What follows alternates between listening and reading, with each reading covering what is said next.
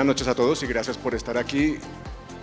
Yo soy Juan Gabriel Vázquez, tengo el privilegio y el placer hoy de interrogar despiadadamente a Leila Guerriero, que aparte de ser mi amiga, y estas cosas hay que decirlas por delante, es para mí una de las grandes periodistas de mi lengua.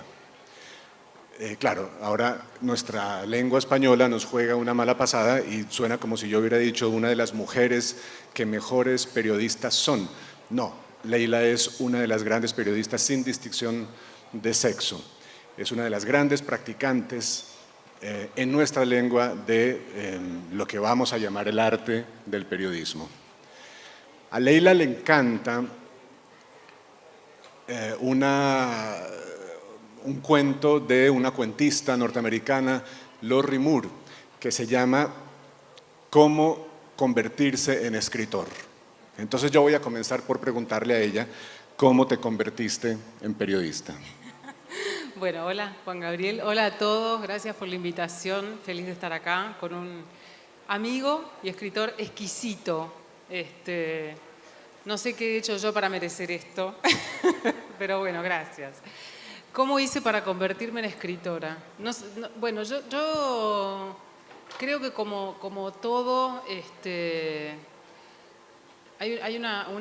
si miro hacia atrás, a veces siento un poco de vértigo, porque todo salió bien, pero podría haber salido muy mal.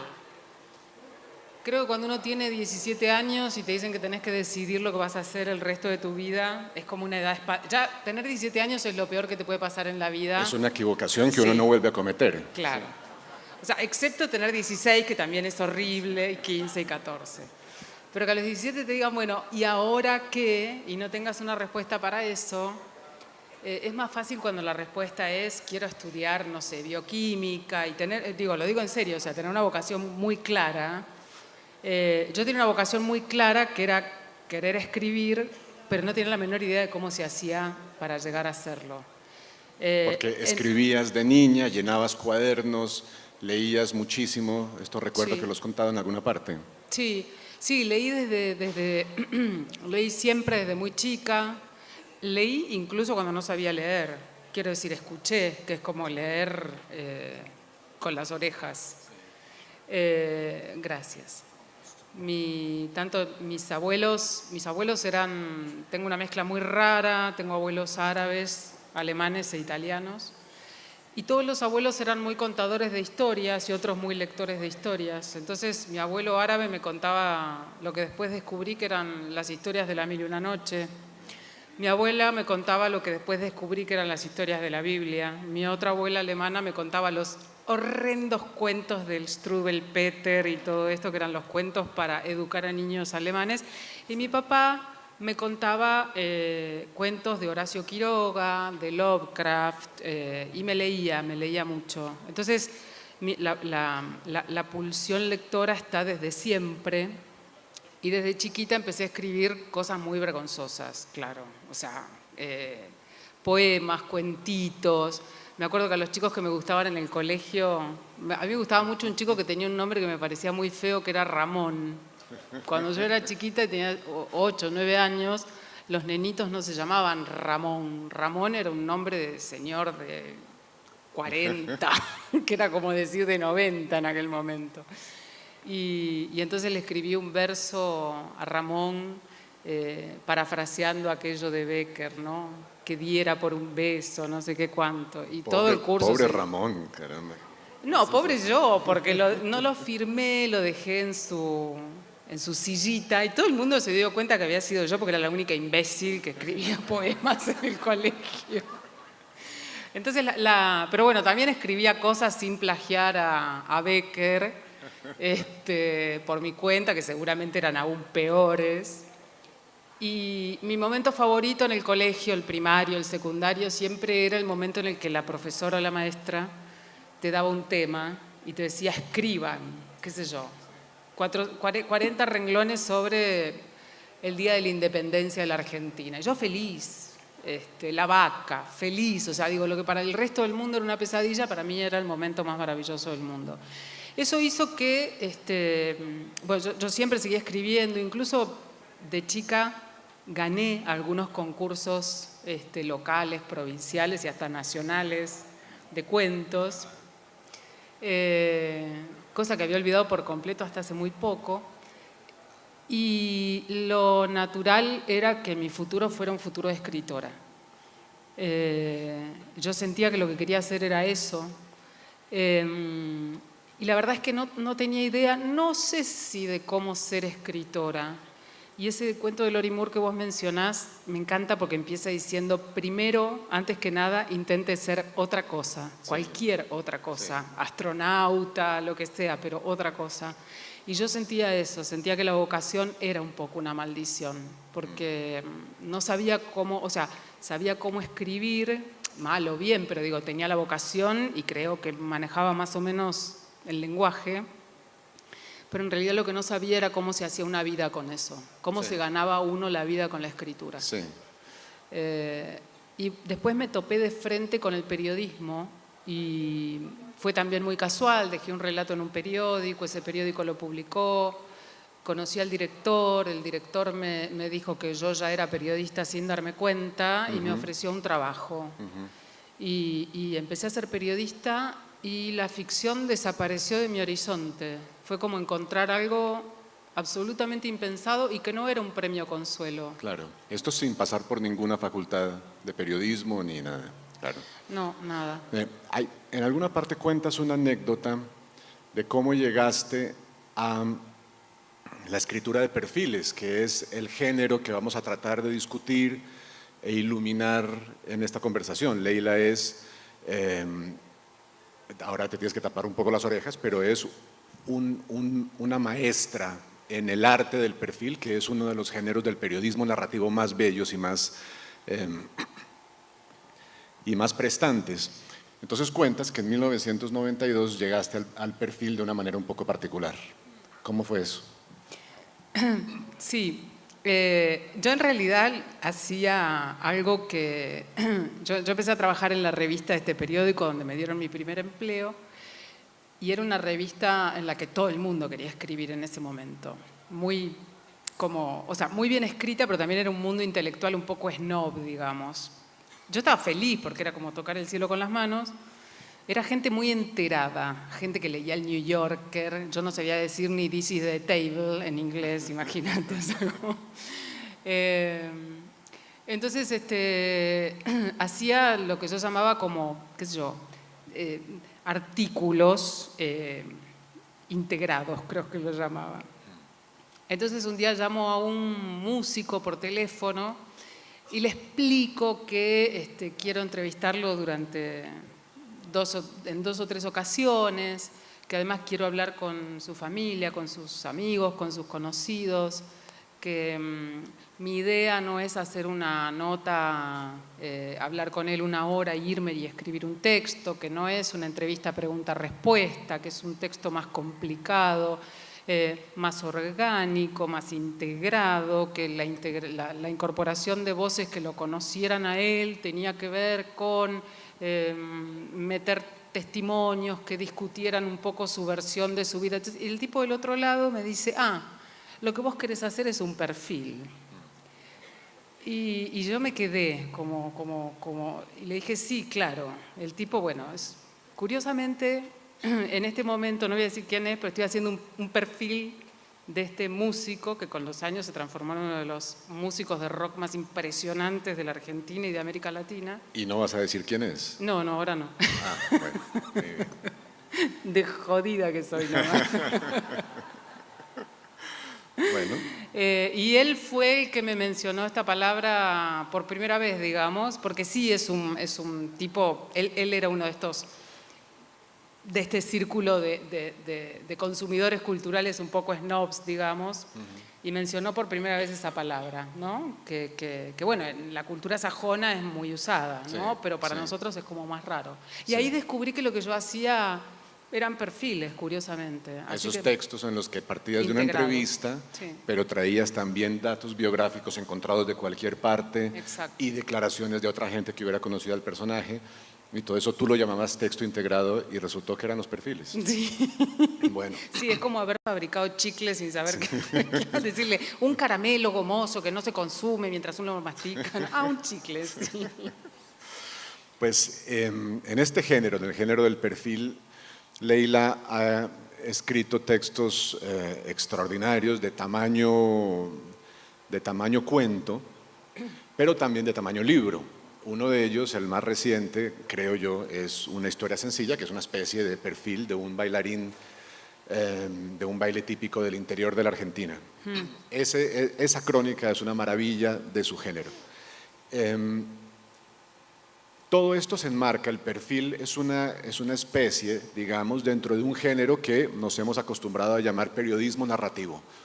Ahora, sobre esto sigue habiendo increíblemente todas las peleas del mundo.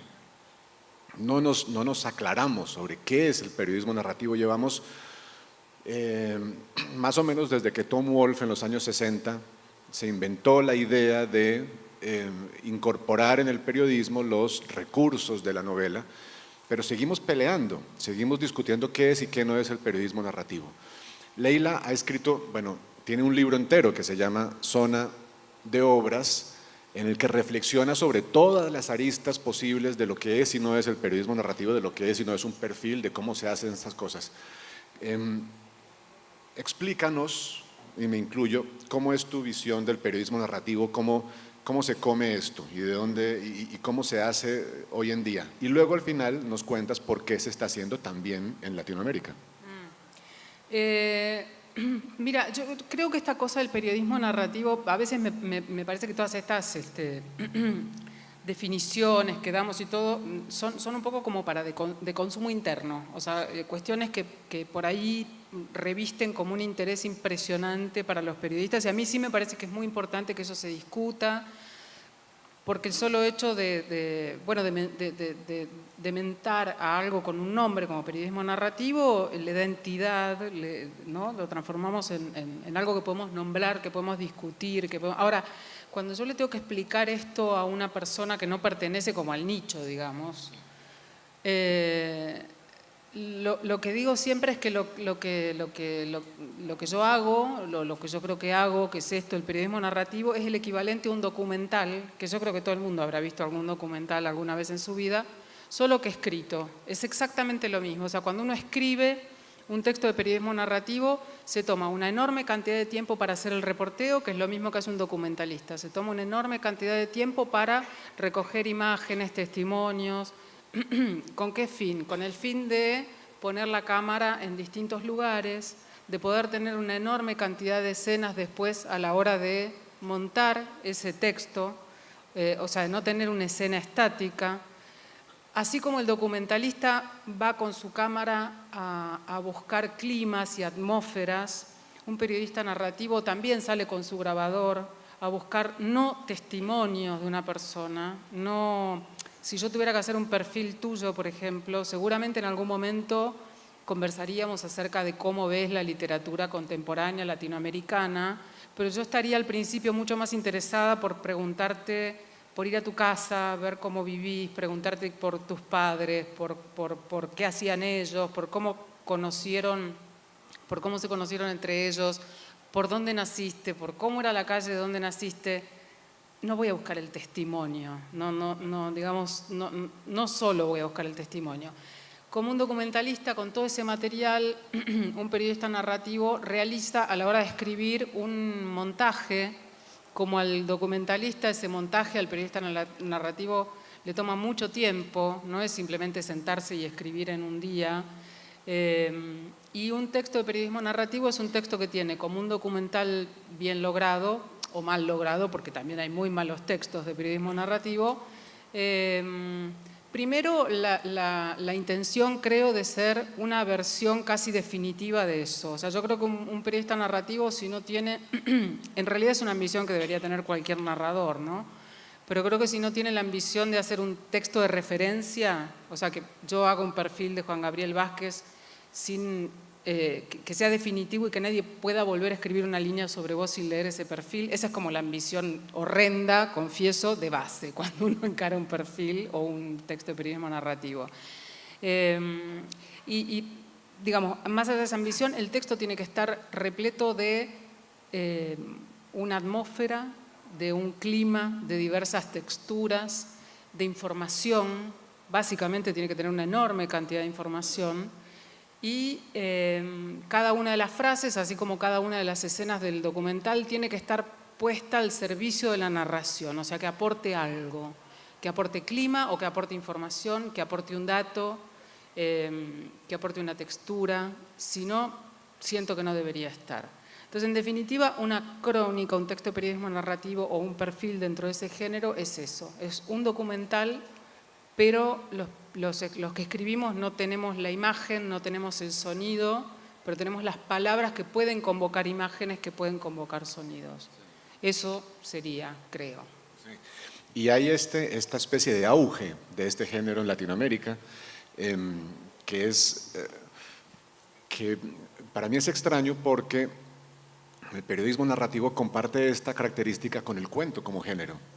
Y es que tienen una especie de vida natural en América del Norte, en Estados Unidos, y en América del Sur, o en Latinoamérica, que en Europa continental no se entiende muy bien. En Europa continental hay que explicar mucho para hablar de periodismo narrativo y no se entiende muy bien. Y entre nosotros tenemos en cambio gente como tú, gente como Juan Villoro, en México, Martín Caparrós en Argentina, Alberto Salcedo Ramos entre nosotros, que han hecho una obra fantástica en este género. ¿Por qué crees tú que se da especialmente bien en Latinoamérica? Bueno, es que en realidad, digamos, es curioso eso, porque en realidad lo que se ha llamado como el movimiento de la nueva crónica latinoamericana, en realidad la crónica viene de España, y España le ha dado un poco la espalda, o sea, es un país en el que yo edito una revista que se llama Gato Pardo, que se hace en México, y me cuesta mucho a veces encontrar periodistas europeos precisamente, o sea, encontrar latinoamericanos o gente que vive en Estados Unidos, Sí. bueno, ni hablar, digo, los gringos tienen una tradición larguísima de esto, pero en Europa sí es mucho más complicado.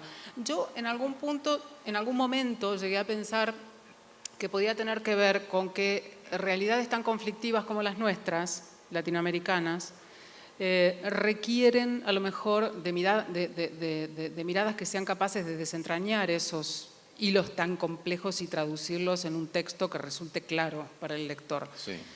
Europa es un lugar más aposentado en muchos aspectos, sin tanto conflicto, pero no sé si es tan así, porque en realidad en Estados Unidos, que no se puede decir que no sea un lugar aposentado, digamos, o sea, hay un rico, una producción riquísima de periodismo narrativo.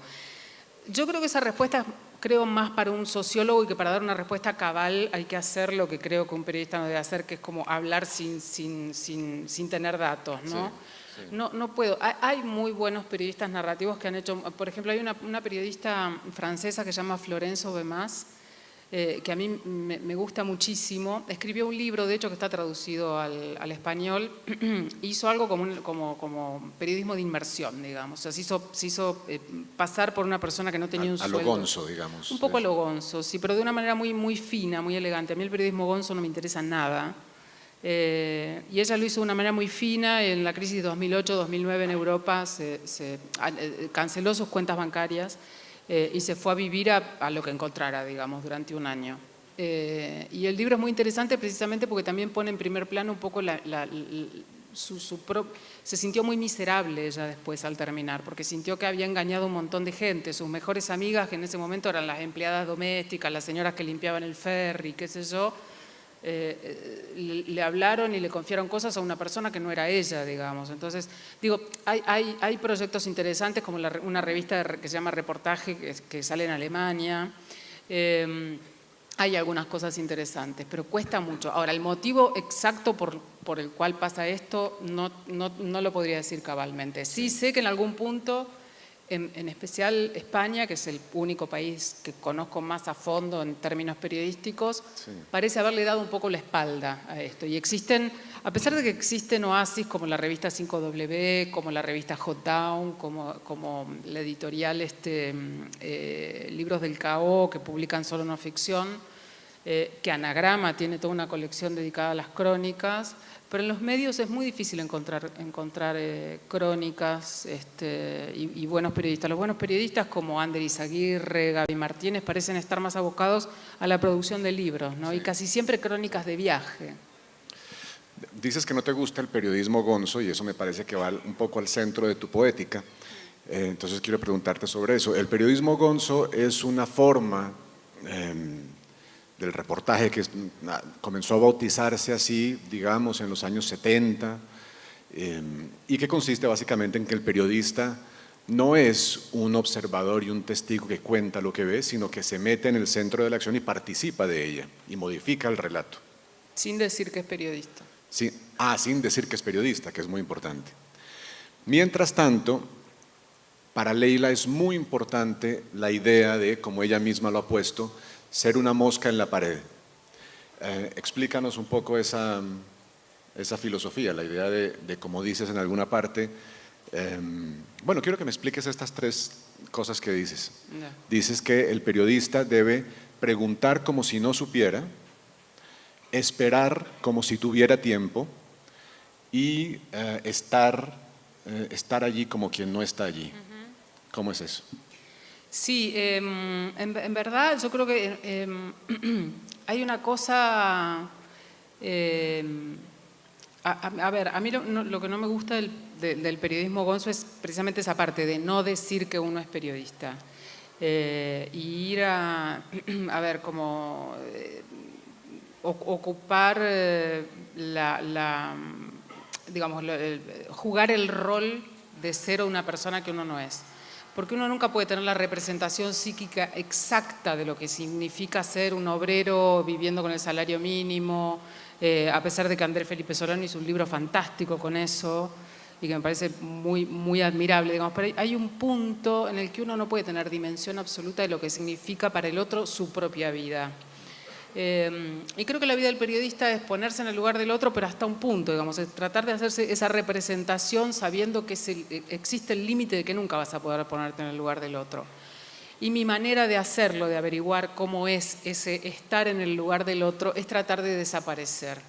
Hacer un trabajo muy parecido, creo yo, al que hace un psicoanalista. Perdón la alusión, pero soy argentina y creo que vivo en el país con mayor cantidad de analistas por centímetro cuadrado del mundo. El analista está, pero no está, es una entidad ante la que vos hablas, pero en realidad es una entidad que no está allí, que no existe. Entonces mi presencia intenta ser una presencia transparente y más que opaca, te diría una superficie que refleje al otro, o sea, que el otro cuando me ve se vea a sí mismo. ¿Cómo se hace eso? Yo creo que se hace estando mucho, volviendo mucho una y otra vez a ver a una persona, no poner el grabador y salir corriendo después de 1 hora o 2 de conversación y creer que uno ya comprendió al otro, sino volver y volver y volver, casi como una tarea de desgaste, digamos, pero sin las partes espurias de una tarea de desgaste, porque uno de verdad siente curiosidad, uno de verdad quiere que el otro baje las barreras de su resistencia y se abra.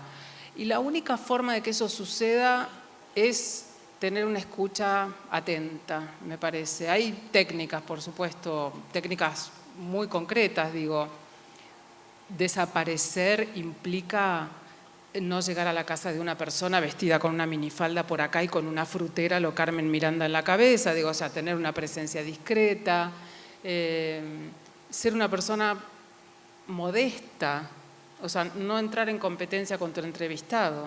Digamos que yo voy a hacer un perfil de un periodista, no es el momento de que yo entre en competencia a ver quién es más inteligente, es el momento en el que yo estoy ahí para escuchar, para recibir la historia del otro. Mirar mucho a los ojos. Y creo que hay algo súper importante que tiene que ver con escuchar sin que el otro sienta que uno lo está juzgando, ni de manera positiva ni de manera negativa. O sea, no hacer exclamaciones como ¡qué bárbaro! ¡Qué bien que te salió ese libro! ¿No? Como que podría percibirse como una especie de malabarismo, qué sé yo, como un poco sobón para que el otro cuente más. Ni asombrarse entre las partes más viles de la vida del otro, que uno puede decir, no, no te puedo creer que hiciste eso, de verdad, como qué rata, ¿no? Como, entonces digo, esa escucha sin juzgar, esa escucha pero que sea auténtico ese sin juzgar, porque uno también puede fingir que no juzga y en el fondo creo que es fundamental. Y lo otro es tratar de transformarse en esa mosca en la pared, ser parte del paisaje cotidiano del otro, que ya tiene más que ver con ya ni siquiera la tarea de hacer entrevistas, sino entrar en la vida del otro como un ojo discreto que mira pero que no está. Lograr que te invite a cenas en familia, a cumpleaños, ir con él al restaurante. Bueno, parece que solo se puede comer con un entrevistado, pero digo, no sé, si va a jugar al tenis o si va al supermercado o si es una persona famosa y va a hacer entrevistas con otros colegas, si tiene un auto con chofer y lo lleva a determinado lugar, tratar de ir con él, digo, transformarse en esa tipa que está ahí, sí, hoy viene Leila, pero que ya haya como una especie, que uno sea una especie como de guarnición, ¿no? Como uno está siempre medio como por ahí, revoloteando. Y creo que esa es la forma de hacerse invisible. Casi como si la sobreexposición te termina transformando en invisible. Te esconde. Claro, sí. Claro. Es como sos el paisaje cotidiano. Sí. Ya no me ves. Y eso hace que la gente se abra, que hable de cosas que no hablaría. Sí, mira, el otro día justamente con este músico que te digo que es como súper complicado. ¿Y quién es el músico? No, bueno, ¿no? Después lo vemos. Dale. Pude ir a los ensayos de un show que va a ser importantísimo toda la semana pasada. 6 horas, 7 horas de ensayo. Me hizo pasar a la sala de ensayos y me colocó en un lugar muy especial, que era prácticamente el centro de la banda para que yo pudiera escuchar bien, o sea, era imposible no verme. En un momento yo me levanté y me fui al panel de control a hablar con otra persona que necesitaba, vi a alguien ahí y quise ir a hablar con esa persona. Salí del estudio y volví 1 hora y media después. Y en un momento me mira y me dice, dice, sos invisible. En un momento me di vuelta y no te vi. Dije, ¿dónde está Leila? ¿Entendés? O sea que a pesar de yo estar ahí en el centro, después de 3 días, y faltaban 2 más todavía, habían dejado de verme. Nadie se había dado. ¿Por qué? Porque yo estoy quieta, sentada. Eso se hace, por supuesto, a costa de un gran cansancio físico. Porque implica ser muy discreta, no pedir mucho, por momentos estar 6 horas sentada en una silla, una banda de rock tocando a ciertos decibeles, puede ser cansador, digamos. Pero si estás ahí para pescar, y bueno, y así fue como pude ver un montón de cosas interesantes de la relación con un músico y sus músicos en el momento del ensayo. Es una relación muy particular, no es lo mismo que el show, digamos. Se pasan cosas, discusiones, momentos de júbilo que no pasan cuando uno los ve tocar sobre el escenario. Eso es genuino, digamos. Si no llegas a eso, a lo máximo que podés aspirar es armar una especie de caricatura de quién estás. Hay una enorme diferencia entre una caricatura y un perfil.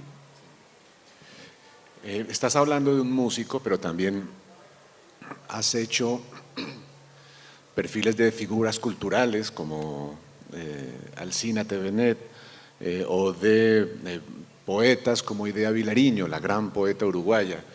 Pero también yo te he leído perfiles de directores de cine porno o de bateristas con síndrome de Down o de bailarines de bailes típicos como el del libro Una historia sencilla. Las crónicas de Leila están recogidas en Colombia en un libro que se llama Frutos extraños, que les recomiendo porque es extraordinario. Ahí están las crónicas y también algunos de los textos que reflexionan sobre esas crónicas. Yo te quería preguntar, ¿cómo escoges a los personajes? ¿Qué es lo que te lleva a hacer un perfil de esta persona y no de otra? ¿Cuál es ese interés? Ya vemos que parte de la poética de Leila es curiosidad, es sentir curiosidad por el otro, y el perfil es un intento por entender, pero ¿Cómo, cómo decides a quién quieres entender? Yo no sé, a veces me parece que mis intereses son tan distintos como, ¿no? Porque también he hecho, qué sé yo, además de toda una vertiente que son crónicas, que no tiene, que es como distinto al perfil. No sé, he hecho perfiles de mujeres asesinas, ¿no? Sí, esta Como mujer que había matado a sus amigas con cianuro. Ay, la mujer que mató al marido, al ex marido. No, yo Sí. pienso en otra todavía Otra que dice, distinta, bueno, ya ven que hago mujeres que la matan. que es la que mató a su bebé recién Ah, nacido. Romina Tejerina, sí. A mí esa historia me interesa mucho. Quiero que la cuentes un poco cómo fue eso. Esa está en el libro. Ya, sí, es la crónica de Romina Tejerina, una chica que estuvo detenida mucho tiempo en el norte de la Argentina, en una provincia que se llama Jujuy, porque quedó embarazada a los 17 años, no, era muy jovencita, la verdad es que debería chequear la edad que tenía, pero eran como entre 14 y 17 en algún momento muy chica. Quedó embarazada, ella era de una familia de clase baja, muy religiosos, y siempre estaba esta cosa como de mucho cuidado de las hijas mujeres, ¿no? Como de, bueno, no se te ocurra quedar embarazada porque como una cosa muy amenazante. Bueno, la chica se quedó embarazada, se disimuló el embarazo, se fajó, hizo mil malabares para que no se le notara y parió en el baño de su casa. O sea, intentó abortar primero de muchas maneras, ¿no? Tomando pastillas, incluso hizo una cantidad de cosas, nada le resultó. Y bueno, finalmente llevó a término el embarazo, la bebé nació y en el mismo momento en que nació ella la acuchilló con un cuchillo de cocina. La metió en una caja y bueno, ahí fue, llamó a la hermana la encontró en el baño toda ensangrentada ante esta situación y la madre y la hermana la llevaron al hospital donde por supuesto la detuvieron, digamos, y la metieron presa durante muchos años. Fue un caso muy sonado, porque además no viene al caso, pero la metieron presa porque justamente se había cambiado la Constitución, supuestamente por una Constitución mejor y más humanitaria y qué sé yo, y en realidad había sido una Constitución pensada desde la capital de la Argentina para el resto del país y no se habían tenido en cuenta un montón de realidades de las provincias que muchas veces siguen funcionando como sistemas casi feudales. Pero bueno, digo, el caso es que cayó presa porque se había modificado una ley que antes contemplaba la posibilidad de que una mujer con un embarazo no deseado matara a su bebé en una especie de arrebato, de arrebato psíquico, digamos, y la Constitución nueva, las leyes nuevas no contemplaban esto, entonces le dieron como 14 años de prisión. Y yo llegué a entrevistarla muchos años después de que la metieran presa con la advertencia de todo el mundo de que Romina no hablaba con nadie, de que hablaba muy poco, de que era muy cerrada, de que no quería hablar, de que qué sé yo. Yo hablé primero con la hermana cuando llegué a Jujuy, a la provincia, y la fui a ver a ella a la cárcel que se llamaba de Alto Comedero al otro día. Y desde el momento en el que se sentó, me empezó a hablar, por supuesto, lo último que uno hace cuando se sienta con una mujer que ha matado al bebé que acaba de parir es preguntarle, contame cómo mataste a tu bebé. Digo, primero que es inhumano hacer una cosa así. Yo tenía larga experiencia de hablar con gente con experiencias truculentas, digamos. Mi primer libro es sobre un pueblo de la Patagonia donde se suicidaron 12 personas muy jóvenes, entonces tenía mucha experiencia de hablar con gente que había pasado por experiencias súper traumáticas. Y entonces me acuerdo que empezamos a hablar de la ropa, de cómo a ella le gustaba vestirse, porque ella sacó el tema, ¿no? Me preguntó si yo había ido a una casa del centro de Jujuy donde vendían unas camisas muy lindas, que ella quería una. Y le empecé a preguntar por qué cosas había llevado a la cárcel. Y me dijo que cuando había llegado a la cárcel había llegado con una maleta así, pensando que iba a Gran Hermano prácticamente, porque no tenía ninguna dimensión de lo que le iba a pasar. Entonces, bueno, en ese primer encuentro hablamos de esas cosas, me habló de lo que comía, sin mucho registro de la situación en la que estaba. Y después de a poquito nos fuimos acercando y en la última entrevista, que creo que le hice 3 entrevistas, en la anteúltima me dijo, yo tengo un diario, me dijo, yo llevo un diario desde que estoy acá en la cárcel. En ese momento uno no tiene que decir, ¿me mostrás el diario? Porque, digo, es con una persona que me habían advertido que era reticente y que no lo era, ese era el momento a lo mejor en que todas sus reticencias reflotaban. Y entonces yo dije simplemente, sí, ¿y qué dice? No, me dice, te lo muestro, es más fácil. Yo dije, bueno. Y en la última entrevista me mostró el diario y fue fabuloso, porque bueno, hablaba mucho de su hija, de lo que había pasado esa noche. Y me acuerdo que al final de todo, antes de irme, yo creo que la chica se llamaba Milagro Socorro, la nena que ella había matado. Y me dijo, yo le dije algo así como, bueno, no te gusta hablar mucho, no te gusta mencionar a la bebé. Sí, me dice, yo puedo decir el nombre de ella. Ah, sí, le dije yo. Sí, me dijo, Milagro Socorro. ¿Ves? Sí. Y yo le dije sí, y ahí termina la cosa, ¿no? Sí. Yo creo que a veces se trata un poco como también de ir contra la idea establecida. Yo no fui a esa cárcel pensando, Romina Tejerina no me va a hablar, no fui prevenida. Fui con la idea de voy a hablar con una persona a ver qué tiene para contarme. No fui a ver una asesina, no fui a ver no fui a contar una historia de superación, no fui a contar la historia de una chica presa, fui a contar la historia de un ser humano que pasó por una experiencia muy extrema. Y creo que lo que me interesa de la gente en un punto es eso, es la versión de todos tenemos una leyenda, ¿no? Una leyenda, los públicos y los no públicos, o sea, todos tenemos, la memoria es una máquina de editar, todos tenemos una leyenda de nosotros mismos. Y yo estoy interesadísima en la leyenda de alguna gente. ¿Qué me interesa de eso? Yo no soy, creo, una gran encontradora de temas raros. Me parece que lo que me llama la atención a veces de la gente es que a veces una frase de un personaje público dicha en un reportaje y que yo digo, wow, ¿y esto cómo no le siguieron preguntando por ahí?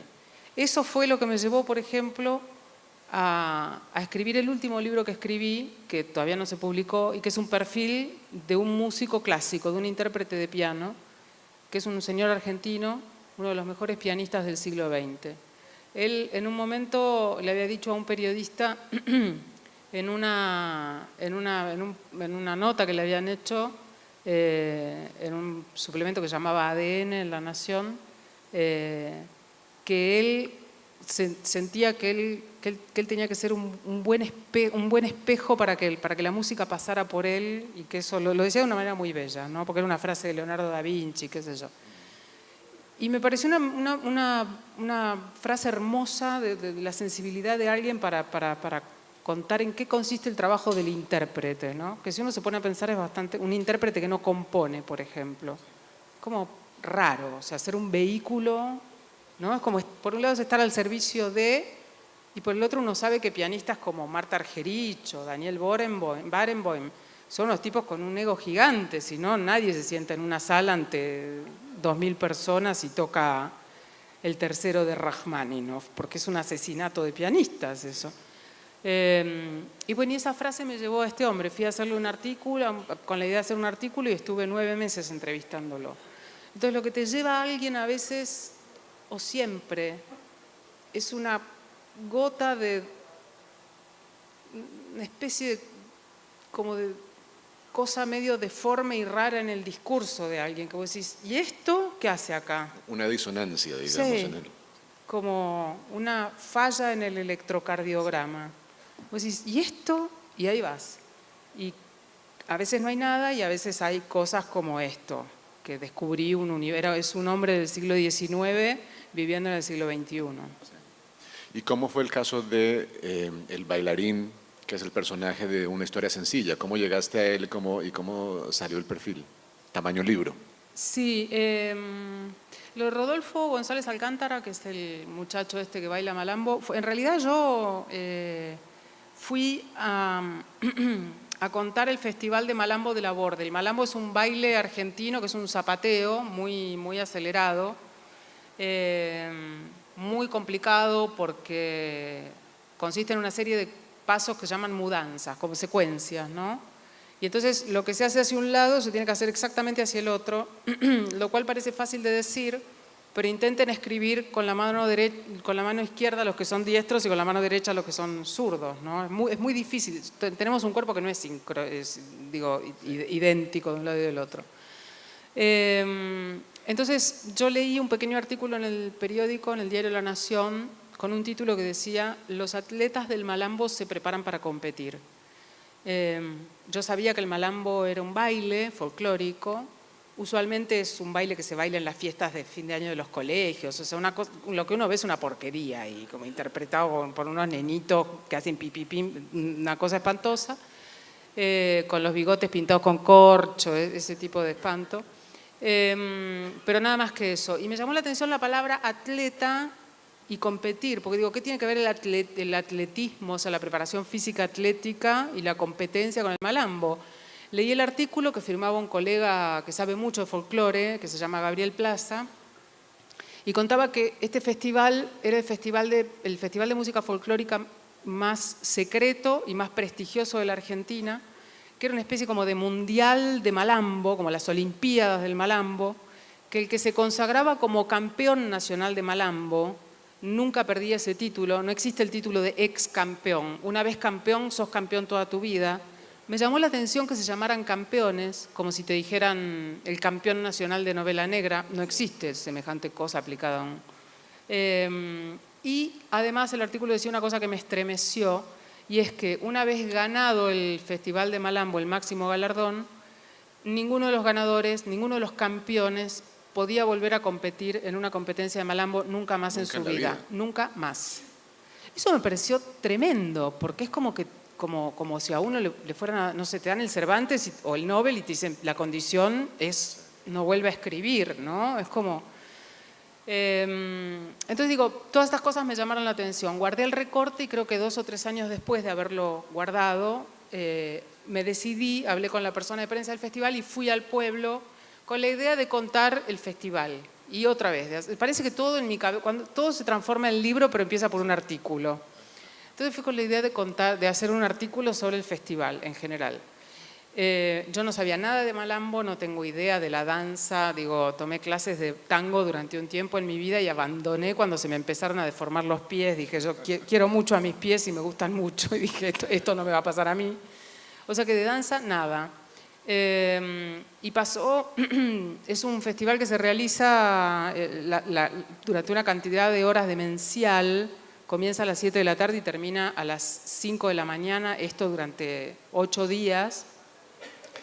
Y los números fuertes, que son los números de los malambistas mayores, digamos, los reyes del malambo, se presentan después de las 12 de la noche. Con lo cual era muy agotador. Yo llegaba, eran las 4 de la mañana y ya escuchaba tacatán, tacatán y quería irme corriendo al hotel. Después de 2 días de estar viendo eso, ya me parecía que todo el mundo era más o menos lo mismo. Entrevistaba gente, hacía un montón de cosas, pero ya estaba un poco agotada. Entonces una noche, porque además durante el día hace mucho calor, como aquí en Cali, pero a la noche hace tanto frío como en la Patagonia, cambio climático feroz, yo estaba agotada, muerta de hambre, de frío y de sueño, sentada en el césped, atrás de la mesa del jurado y mirando hacia el escenario que está un poco más arriba, y veo entrar por el costado un ser humano que me pareció gigantesco, yo vi entrar a Johnny Depp, y ni siquiera Johnny Depp me parece particularmente buen mozo, pero yo vi eso, o sea, dije, ¿y esto? Y se acercó hasta la mitad del escenario y yo lo que vi ahí fue como cuando vi por primera vez bailar a Antonio Gades sin saber nada de flamenco, pero yo sentí que me estaban clavando una lanza en el corazón. O sea, lo que yo sentí ahí fue claramente una especie de enamoramiento feroz. Entré en una especie de éxtasis o de trance que solo alguien que se ha expuesto a alguna materia artística y conoce lo que es eso, es un éxtasis, es una levitación, es un estado de gracia. Yo lo vi bailar y me quedé muda. Tomé notas, yo cuando presencio cosas así, para después de escribirlas, tomo notas casi en estado de automático, digamos, sin mirar. Anoto lo que me sale, lo que me va saliendo. Después volví sobre eso y había anotado palabras como puma, sangre, luna, o sea, como cosas muy lorquianas, ¿no? Y fui detrás del escenario corriendo, buscando ese señor gigantesco, y no había nadie gigantesco. Encontré en la puerta de un camarín que estaba abierto una pequeña figura vestida de blanco, casi como un bautista, todo mojado por la transpiración, temblando por la adrenalina, y que medía 1,50 m. Y me acerqué y le dije mi nombre, le dije lo que estaba haciendo, me dio la mano y me dijo, yo soy Rodolfo González Alcántara. Y le dije, bueno, yo estoy escribiendo algo sobre el festival y querría tu teléfono para ver si puedo contactarte, sin idea todavía de qué iba a ser. Rodolfo no estaba entre los favoritos, nadie lo conocía demasiado. Era la primera vez que se presentaba en la categoría adulto. Yo me quedé con su teléfono y Rodolfo ese año salió subcampeón, que es el principal candidato a ser campeón el año siguiente. Me fui, me subí a mi auto, emprendí mi regreso a Buenos Aires y cuando estaba yendo de regreso a Buenos Aires le dije a Diego, Diego es mi marido que iba conmigo, le dije, dame el teléfono. Marqué el número de Rodolfo y Rodolfo, mi imagen era que, ¿vieron la película Priscila, la reina del desierto? Que es como un camión que lleva un grupo de drag queens por el medio del desierto. Y yo recuerdo hasta hoy que yo lo llamé a Rodolfo y Rodolfo atendió del otro lado y yo me imaginé, Rodolfo estaba viajando con su propia familia de regreso a su pueblo, a Santa Rosa. Y yo imaginé que era una caravana de gloria la que estaba llevando Rodolfo de regreso a su pueblo. No tenía ninguna razón para pensar esto, porque el tipo no había ganado, había perdido, había salido subcampeón. Y le dije, Rodolfo, quiero proponerte algo. Le digo, creo que no es la historia del festival la que quiero contar, sino tu historia participando en el festival. Me gustaría seguirte durante un año hasta la próxima presentación. Y me dijo, sí, Leila, claro, por supuesto, me encantaría, qué honor, no sé qué. Y bueno, a partir de ahí salió todo muy bien.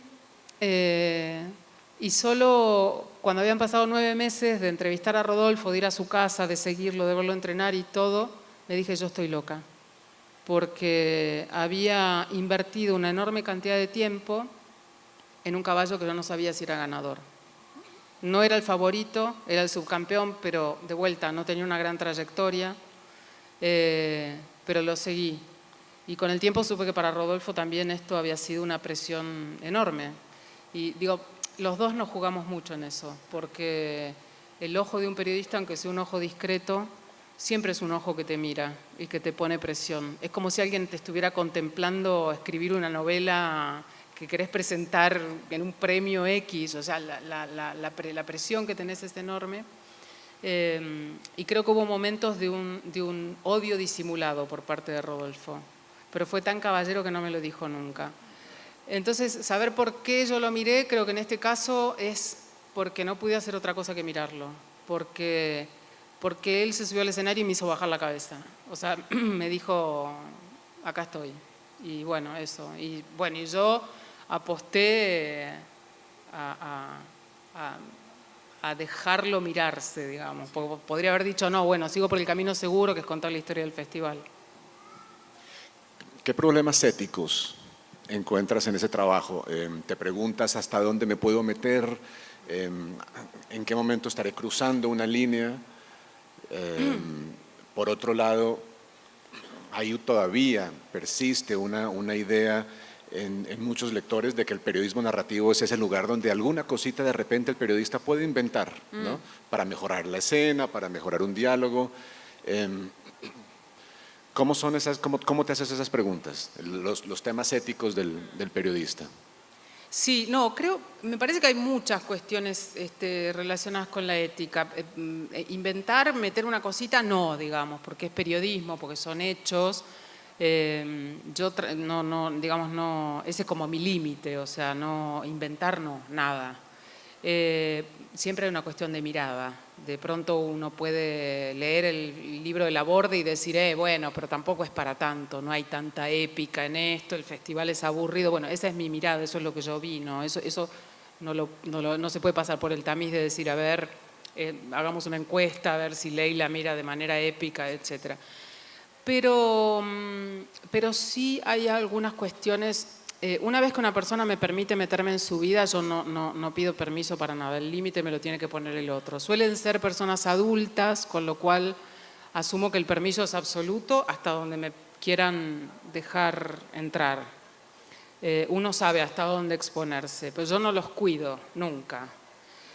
Ahora, a la hora de escribir, sí tengo muy claro que a veces la gente dice cosas en un contexto más, bueno, primero que tiene que ser un contexto de confianza y muy relajado, pero si yo no logro no estoy 100% segura, digamos, de que eso que esa persona dice lo voy a poder traspasar al libro de tal manera que sea entendido, no sé, sin el prejuicio que puede haber acerca de uno no es, digo, por ejemplo, con este pianista que te comentaba, del que acabo de escribir, él es una persona con una opinión muy propia, es muy irreverente, es muy educado, pero tiene una concepción muy particular acerca de temas complejos, como la relación de los niños con cierta precocidad sexual, etc. Todo esto yo lo puedo comprender en su compleja forma de ver el mundo, pero tengo que cuidarme mucho de qué manera yo traspaso eso, porque si no es como pegarle un tiro en la sien, ¿entendés? Entonces esas cosas yo sí las cuido, por supuesto las escribo, no las dejo de lado, porque forma parte esencial de lo que es una persona. Sus ideas no políticamente correctas de él o de quien fuere, digamos.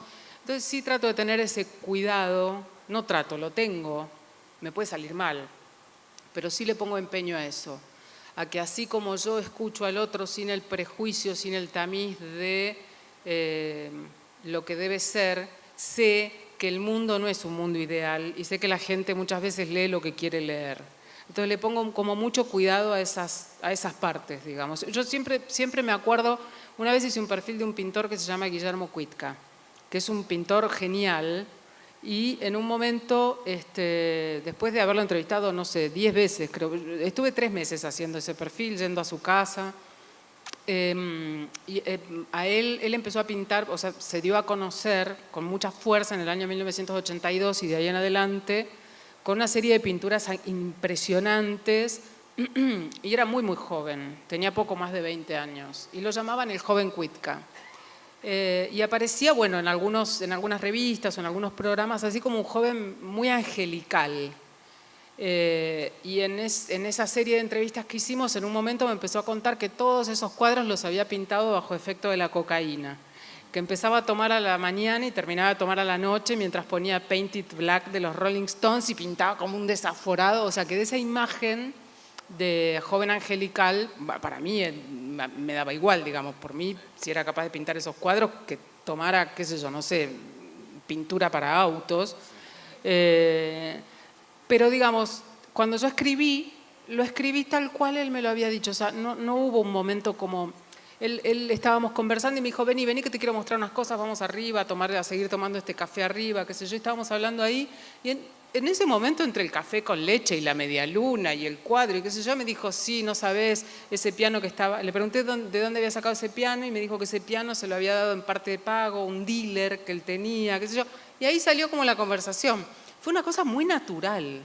Y la verdad es que hasta el día de hoy, nadie que lea ese perfil me comenta esa parte del texto como ¡qué barbaridad! Este pintor hizo tal cosa. Entonces, la forma en la que uno desliza algo dentro de un texto también forma parte de esa... En ese punto creo que hay una ética en eso, en la forma en que uno decide resaltar algo de manera escandalosa o deslizarlo de la manera más natural del mundo, que fue de hecho un reflejo de lo que pasaba en la realidad. Cuitca me lo contó como una de las cosas más que le pasaron en la vida. Sí, no, lo preguntaba también porque has escrito muchísimo sobre el sufrimiento humano, sobre distintas formas de sufrimiento. Has escrito sobre asesinos o asesinas, como decíamos antes, también sobre asesinos que han causado violencia, ¿no? Y también sobre gente que ha sufrido la violencia. Una crónica de Leila, una de las más maravillosas que ha hecho, premiadísima además, habla sobre un grupo de médicos forenses en Argentina que se dedican a excavar, a buscar los huesos de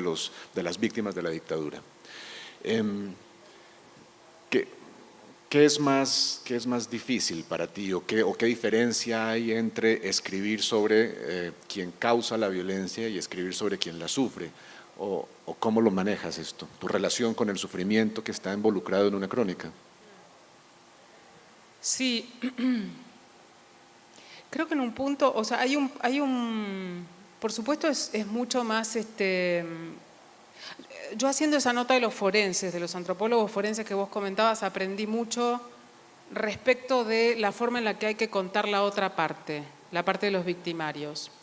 Porque hablando con uno de los miembros de este equipo argentino de antropología forense, que se llama Mako Somigliana, que es uno de los miembros fundadores, Mako es abogado y es la persona dentro del equipo que es como el hombre que hace el trabajo más terrible, que es escuchar las historias de la gente y es el buscador de información.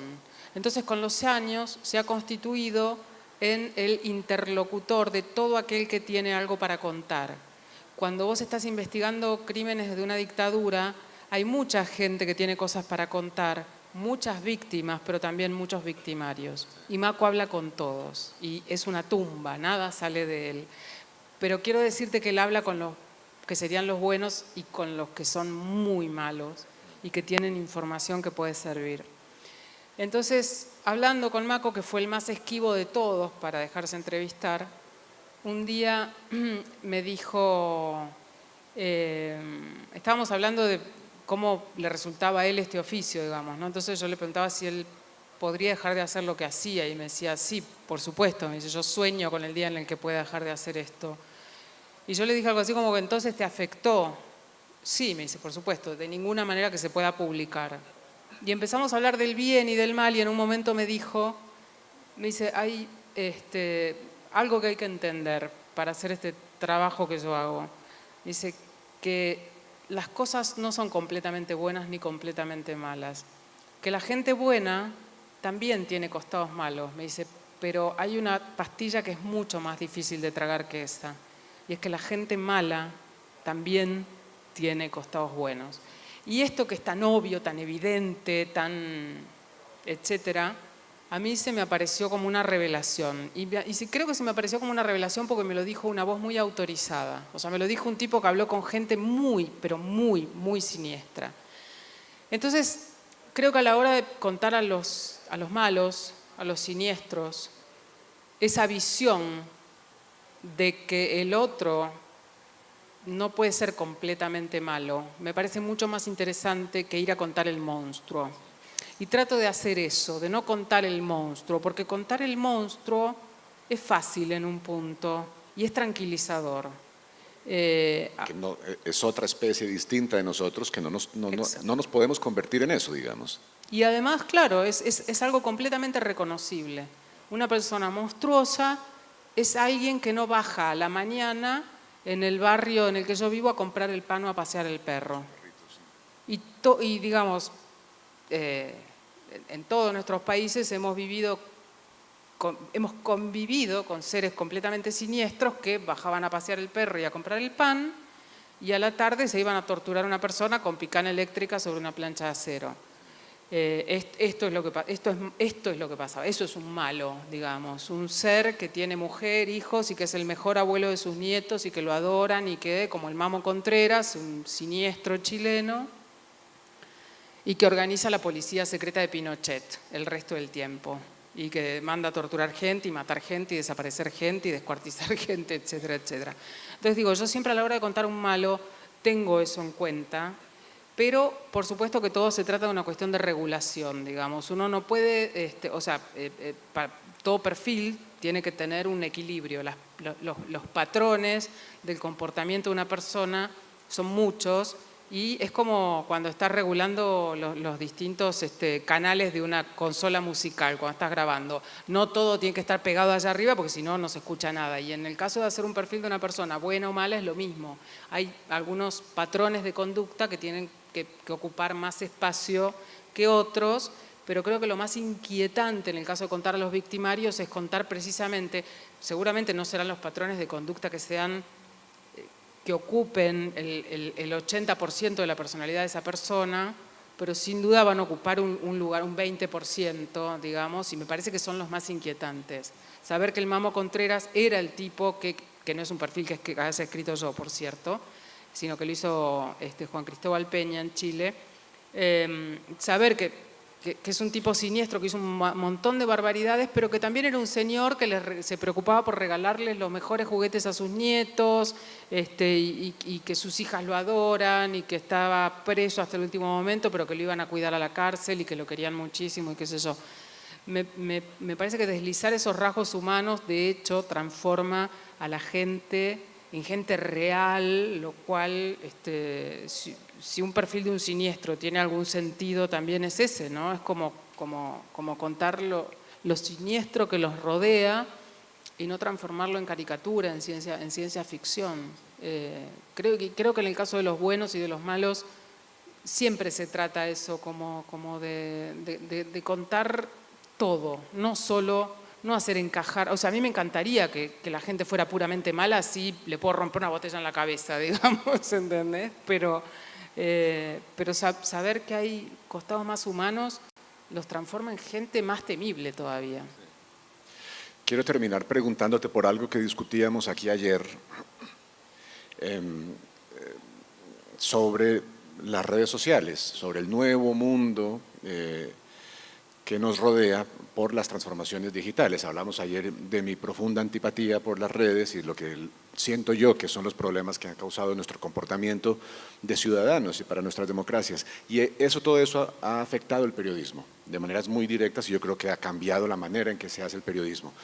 ¿Cómo te mueves tú en eso? ¿Cómo te relacionas con las nuevas, estas transformaciones violentas? ¿Cómo las ves críticamente o no? ¿Cómo es tu relación con eso? Bueno, yo como sabés no tengo ni Twitter, ni Facebook, ni Instagram, pero por un motivo, o sea, digo, yo resguardo mucho mi tiempo para escribir y no sé si te pasa, pero lograr la concentración necesaria para escribir es un trabajo. O sea, no solo escribir es un trabajo, sino como que lograr esa concentración a mí me cuesta mucho trabajo. Bueno, Leila es la única persona que conozco que viaja por las mismas razones que yo, no para ver paisajes, sino para leer y escribir en el viaje. Para encerrarse en hoteles y escribir, sí, que es lo que estuve haciendo hoy todo el día. Sí, a mí la distracción me parece una cosa tremenda. Cuando uno hace muchas cosas, como hacemos todos los que vivimos de escribir, ya de por sí tenemos una enorme cantidad de distracciones porque estamos pendientes de muchas cosas, del cierre, de la columna, de esto, de la edición, etcétera, etcétera. Y no quiero sumarle a eso más cosas que me distraigan. Por el otro lado, creo que también las redes tienen algo que es muy pernicioso para alguien que escribe, que es una cosa como muy de mirarse el ombligo y de creer que lo que pasa en el Twitter o lo que pasa en mi Facebook es lo que pasa en el mundo, ¿no? Se crean como pequeños microclimas. Y la verdad es que ya de por sí el hecho de escribir tiene una cosa un poco egocéntrica y omnipotente, y que, ¿no? Como yo trato de no serlo, pero me parece que de hecho estoy acá con un micrófono hablándole a un montón de gente, estoy hablando de mí hace una hora, digo, es súper egotrípico eso, y sumarle a eso más me parece como demasiado. Para todo lo que las redes sociales se suponen que sirven, que es la gente que dice, no, porque yo por Twitter me entero de cosas, qué sé yo, basta hacer algo tan sencillo como seguir el Twitter de alguien a quien uno intelectualmente respeta, por ejemplo. O sea, digo, si yo hiciera eso, diría, bueno, elijo un escritor que me parece genial, abro su Twitter cada tanto y miro a ver cuál es la selección, de la curaduría de cosas que el tipo, o dos o tres, y listo, ya está. No hace falta que yo además...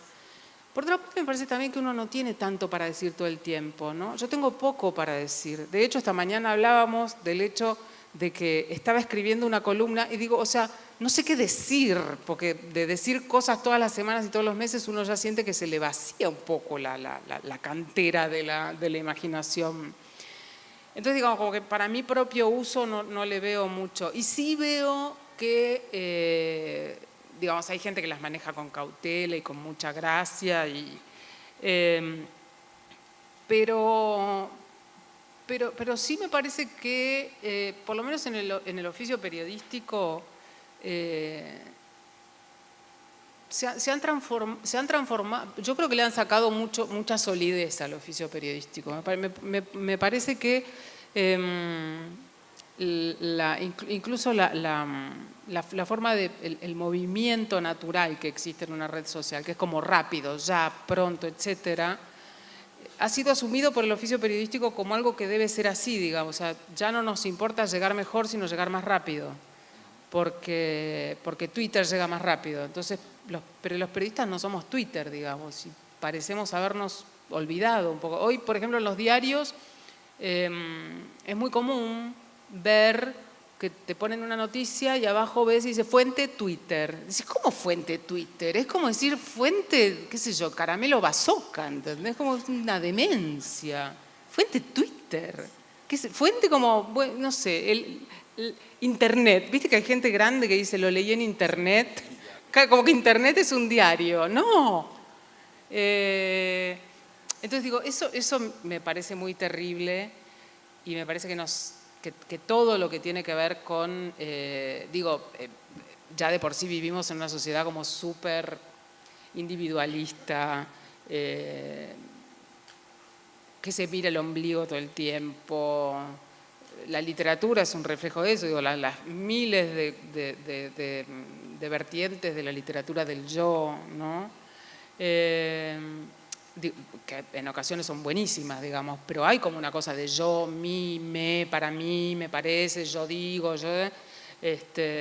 incluso gente que yo no puedo creer, la gente se para y dice, como yo digo siempre, no me diga que sos Platón, ¿viste? Como yo digo siempre, yo, fuente de toda razón y sabiduría. Entonces, digamos, me parece que son una gran cosa, que se han logrado cosas súper importantes de todo tipo, desde ser súper útiles en momentos catastróficos, terremotos, tsunamis, etcétera, hasta incluso desde el punto de vista periodístico ayudar a difundir algunas cuestiones informativas, pero me parecen una herramienta. Me parece que nunca puede estar todo un oficio supeditado a una herramienta. Y me parece que lo que pasa ahora es que la herramienta se ha transformado en el vehículo y yo no creo que eso tenga que ser así. Bueno, muy rápidamente, alguna vez me contaste que tú querías tanto tus libros y los respetabas tanto que para leer durante los viajes no te los llevabas porque se dañan durante un viaje. Entonces Leila los fotocopiaba y los mandaba a anillar y con cada página que iba leyendo le iba desprendiendo y le iba tirando a la basura para que el equipaje se hiciera más liviano. ¿Sigues haciendo esta barbaridad? Sí, no, pero no me parece ninguna barbaridad, si no estoy rompiendo libros. No. Algunos de hecho me parecen tan buenos que trato de preservarlos y dejarlos todos anillados para dejarlos de regalo en algún hotel. Viste que los viajeros hacen eso, dejan el libro de regalo, qué sé yo. Pero no he logrado que me los reciban mucho, porque la gente ve eso y le parece como un apunte de facultad, o sea, pero sí, lo que pasa es que yo leo mucho cuando me voy de vacaciones. Mucho que es, no sé, en un mes puedo llegar a leer 20, 30 libros. Y eso, yo viajo con mochila y 30 libros son kilos de peso. Entonces me gusta la idea de pensar que a medida que el viaje avanza, mi mochila retrocede. Pero he gastado una infinidad de dinero en esta... Y además, si no utilizara este sistema, creo que de todas maneras lo haría, aunque no rompiera los libros y los fuera abandonando, porque... a mí me gustan mucho mis libros, no soy fetichista al nivel de Rodrigo Fresán, nuestro amigo, que no dobla los lomos y tiene... Sí. Yo sí los maltrato un poco, pero en la playa, en la montaña, los libros se hacen pedazos. Y sí hago eso. No me he podido habituar al Kindle. Cada vez que el Kindle hace como ese pequeño apagón para pasar de página, yo siento que se va a apagar y me da un pánico, porque, claro, porque esta cosa, no sé, yo me voy a Camboya con el maldito Kindle y al maldito Kindle se le ocurre no funcionar más, o se corta la luz y no tengo batería, y no puedo leer, me muero, o sea, literalmente. Sí. Siento, bueno, soy una junkie de los libros, qué sé yo, no puedo vivir sin eso. Así que un ebook no es un libro del todo. Bueno, pues muchas gracias, Leila, por esta conversación Gabriel. maravillosa. Muchas un aplauso, gracias. por favor, para Leila Guerrero. Gracias a ustedes. Gracias.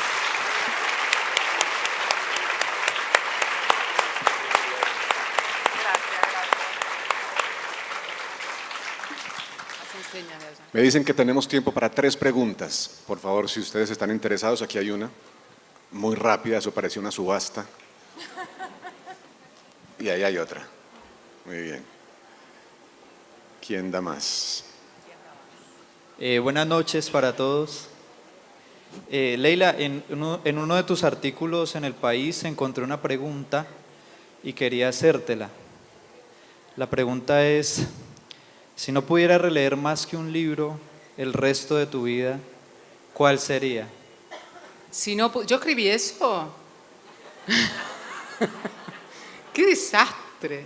Si no pudiera leer más que un libro. No, yo creo que preferiría, o sea, ante esa opción, creo que preferiría transformarme en jugadora de hockey o alguna cosa muy... Sí, digo, porque me parecería...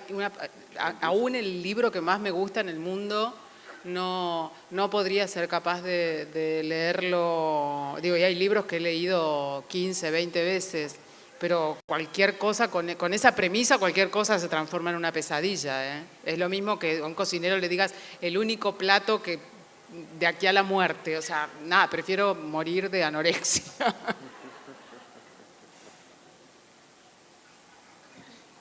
Buenas noches.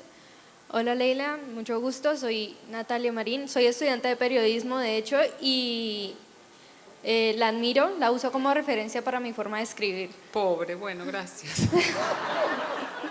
Bueno, dos preguntas. Primero, ¿qué opina sobre el concepto que tienen algunos medios o editoriales que dicen que no todo el mundo merece que le escriban una historia, a no ser que tengan un premio o un honor? Dos, hay estudiantes, futuros periodistas, jóvenes, que en su afán de triunfar y escribir se frustran porque a pesar de haber escrito y ya tener algo, sienten que no tienen nada.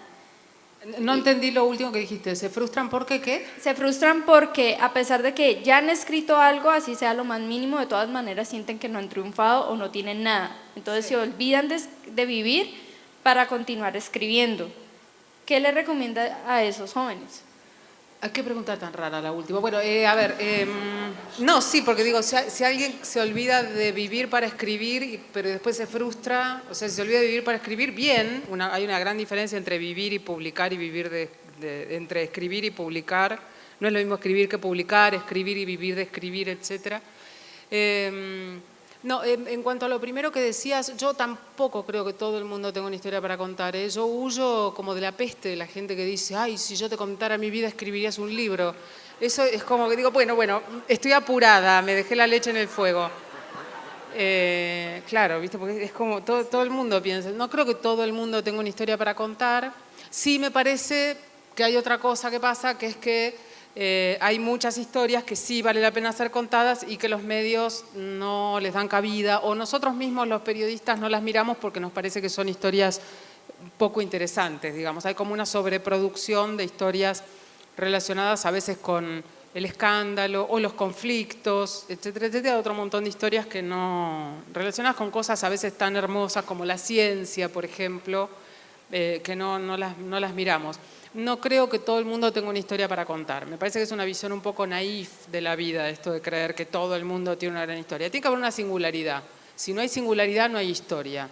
Ahora, esa singularidad puede cambiar dependiendo del periodista que la cuente. Porque a lo mejor yo te digo, no sé, te digo a vos, quiero que vayas a contar la historia de un festival folclórico en tu país y no le ves el menor interés a eso, ¿entendés? Entonces, si la historia te convoca y volcánicamente te convoca y la querés contar, mi consejo es contala, porque solo vos vas a poder darle los decibeles que esa historia tiene que tener. La otra pregunta no la entendí en absoluto, porque yo creo que si una persona escribe, siente que no ha producido nada, pero así todo se dedica a seguir escribiendo, es un genio. O sea, no hay una frustración ahí. Consejos no doy, nunca di. Así que no, pues me parece muy soberbio dar consejos. Y aparte me parece cosa de gente muy vieja, y yo todavía no me siento tan vieja. Hola, buenas noches. ¿Alguna vez te volviste amiga de un personaje? O más bien, ¿qué opinas de el periodista volverse amigo del personaje en el caso concreto de los perfiles? Más que del caso general del periodista fuente, del periodista personaje perfilable de alguna manera. ¿Qué opinas de eso? Mira, si uno termina amigo de una persona después que se hizo el perfil o la crónica o lo que fuere, no, o sea, no hay ningún problema. ¿Qué opinión podría tener de eso? Digamos, o sea, se dio y se dio. Uno no puede, así como uno no puede evitar enamorarse a veces de una persona, bueno, uno no puede evitar hacerse amigo de una persona. A mí me ha pasado en muy pocas ocasiones. En una con mucha fuerza, y esto fue después que terminé la crónica con el equipo de antropología forense que mencionábamos hace un ratito. Yo me retiré del equipo después de 3 meses de trabajo con ellos con enorme pena, porque sabía que ese había sido mi último día de trabajo con ellos. Y sentía ahí un desgarro muy fuerte de perder esa cotidianeidad, pero sabía que mi labor era irme, de hecho no iba a poder escribir nada si estaba cerca de ellos. Escribí, el texto se publicó y todo, y me llamaron ellos para convocarme a la fiesta de fin de año del equipo, que es una fiesta muy cerrada, a la que nunca invitan a nadie que vaya de afuera, y ahí me di cuenta que se abría una puerta. Y con el tiempo, bueno, ahora somos amigos, vamos a comer juntos para los cumpleaños, vienen a mi casa, voy a sus casas, nos emborrachamos, todo lo que hacemos los amigos, digamos, nos contamos cosas, etc.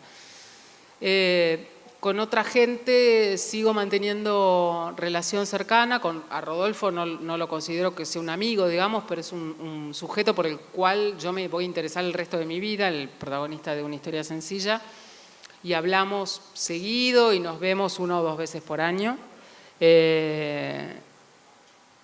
Digamos, las únicas personas con las que yo diría que tengo este acercamiento tan fuerte después de hacer un texto son los antropólogos. Con este pianista que terminé el perfil, hay una voluntad de seguir viéndonos, pero yo ya terminé de escribir. Y de hecho, durante el tiempo en el que estaba escribiendo el libro, que fueron 3 meses, no lo vi, o sea, hubo una separación. Creo que el punto es que no se confunda la cosa mientras estás haciendo el reporteo. O sea, que no haya una relación de amistad ni de eso, como que no haya una confusión ahí. Pero si después la relación sigue y continúa, y digo, no me parece que sea un problema. Lo que sí me parece importante es que el otro, antes de que fluya cualquier tipo de cosa, lea lo que uno escribió, ¿no? Para evitar toda complicación después. No es lo que más me pasa, y me parece que está bien que no sea lo que más me pase, que yo quede amiga de todo el mundo, porque una entrevista, qué sé yo, 20 o 50 personas por año, sería una trastornada si terminara amiga de toda esa gente. Muy bien, hemos terminado. Muchas gracias. Gracias, Leila, gracias a ustedes. Gracias a ustedes. Gracias, Un aplauso, Juan Gabriel. por favor. Gracias.